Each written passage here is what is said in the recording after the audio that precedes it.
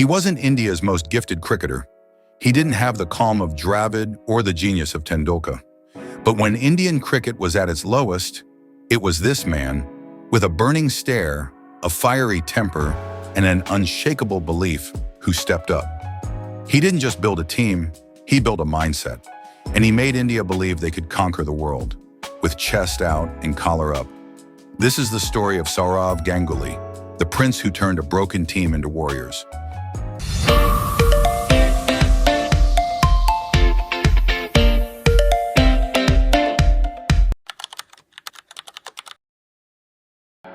Dada had a huge part in giving the Indian team a lot of steel, self-belief, and character, said Kumar Sangakkara. Forget about winning at home. It's about going outside in tough conditions against the world's best and believing you can win. That's where Dada made the biggest difference. Before we talk about his leadership and legacy, let's rewind. Let's explore how this boy from Bengal became the heartbeat of a cricketing revolution. In last week's episode, we explored Sanath Jayasurya, who rose from a humble fishing town to become a global icon. In contrast, Ganguly's early life was vastly different. Born into a wealthy, respected family in Kolkata, Ganguly lived a life of comfort. Cricket at first wasn't a priority. His parents steered him toward academics. But the cricketing flame refused to die, thanks in part to his elder brother, Snehasish, a first-class cricketer who convinced their parents to let Sourav attend a coaching camp. And here's where the story takes a quirky twist. Despite being a natural right-hander, young Sourav began batting left-handed, just so he could use his brother's gear. That little switch of convenience, it would one day become the hallmark of his batting elegance. In 1989, while preparing for his crucial 12th grade exams, Ganguly was selected to play for Bengal in the Ranji Trophy final. It should have been a celebration, until he learned the cost. His brother had been dropped to make room. I walked in, put my books down, and asked for food. Everyone was silent. Then I heard the news I was playing the final. I was thrilled until I asked, "Who's out?" My brother said, "Me." My smile disappeared. Snehasish later recalled, "It was painful, sure, but no regrets. The best player in Bengal had taken my spot. Ganguly scored 22 on debut. Bengal won the trophy, and his journey had officially begun. But the road ahead wouldn't be as smooth as his stroke play.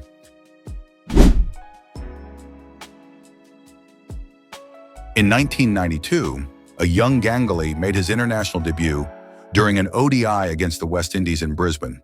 He managed just 3 runs, but it wasn't just the numbers that got him dropped. It was whispers about his attitude. Stories swirled about him refusing to carry drinks, calling it beneath him. While Ganguly denied the claims, the tag of arrogance stuck. The result? He was dropped and ignored for 4 long years. Unlike Jayasurya, who was backed despite early struggles, Ganguly had to claw his way back, one domestic performance at a time. In 1996, he was finally recalled for India's Tour of England. After a few solid outings in tour games, fate knocked again. This time, thanks to a sudden vacancy. Navjot Sidhu had walked out of the team after a dispute, opening the door for Ganguly to make his Test debut. The venue? Lord's, the mecca of cricket, and what a debut it was.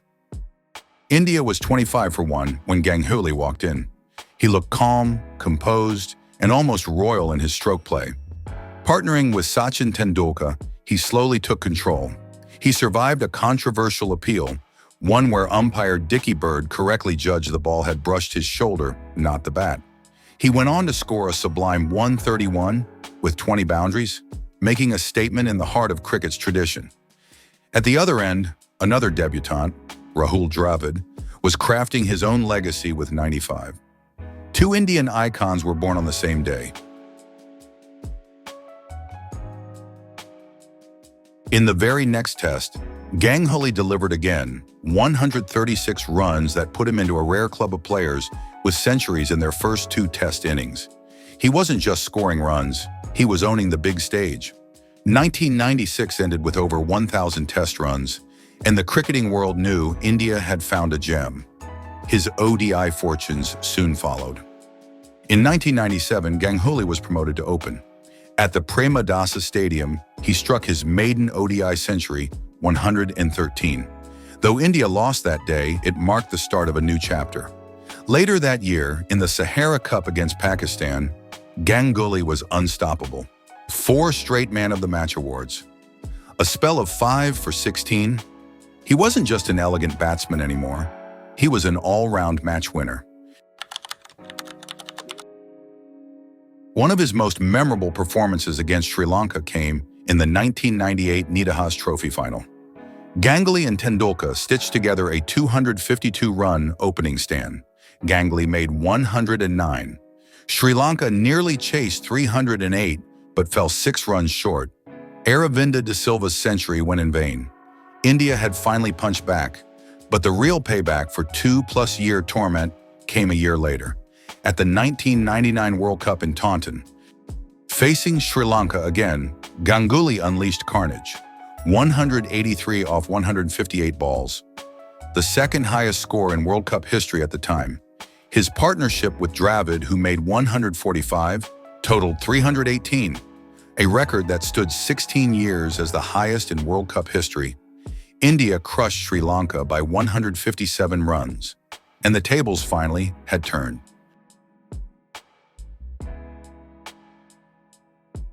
Then came the storm. In 2000, Indian cricket was rocked by the match-fixing scandal. Mohammad Azharuddin was banned. Tendulkar stepped down. Chaos loomed, and into that chaos stepped Sourav Ganguly. He wasn't the obvious choice, but perhaps he was the perfect one. With fire in his eyes and steel in his soul, Ganguly began rebuilding. He led India to a series win over South Africa and a runners-up finish in the ICC Knockout Trophy, scoring 2 centuries in the tournament. He was also controversial. In the 2001 Test Series versus Australia, he famously showed up late for tosses and once didn't wear his match attire, something that irritated Steve Waugh immensely. But Ganguly wasn't careless. He was calculated. "I forgot my blazer once, but Steve Waugh didn't like it. I realized it rattled them, so I kept doing it, and we won the series." And what a series it was. Down after the first test, India followed on at Eden Gardens, before Laxman with 281 and Dravid with a knock of 180 scripted a miracle.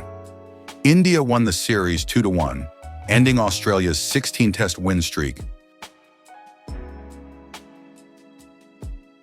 In 2002, India chased down 325 against England in the NatWest Series final, thanks to young guns Yuvraj Singh and Mohammad Kaif. Ganguly, standing on the Lord's balcony, took off his shirt and waved it in triumph. The cricketing world gasped. Critics called it disrespectful, but to Ganguly, it was revenge, a response to Andrew Flintoff doing the same in India months earlier. He also led India to the shared Champions Trophy title in 2002 and took them to the 2003 World Cup final, scoring 465 runs. Post-2003, Ganguly's form dipped. Australia finally beat India in a test series at home in 2004. Disputes with coach Greg Chappell escalated into headlines. Chappell's leaked email called Ganguly unfit and divisive. The fallout led to Rahul Dravid taking over as captain. But no matter what critics said, Ganguly's legacy was secure. He changed the image of the Indian cricketer, wrote journalist Mihir Bosa. No more the meek, quiet player. Ganguly led a team of legends with confidence.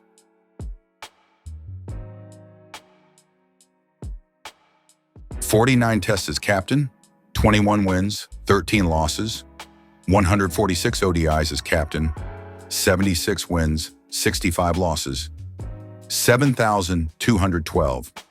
Test runs at 42.18 with 16 centuries, 11,363 ODI runs at 41.02 with 22 centuries, 100 ODI wickets.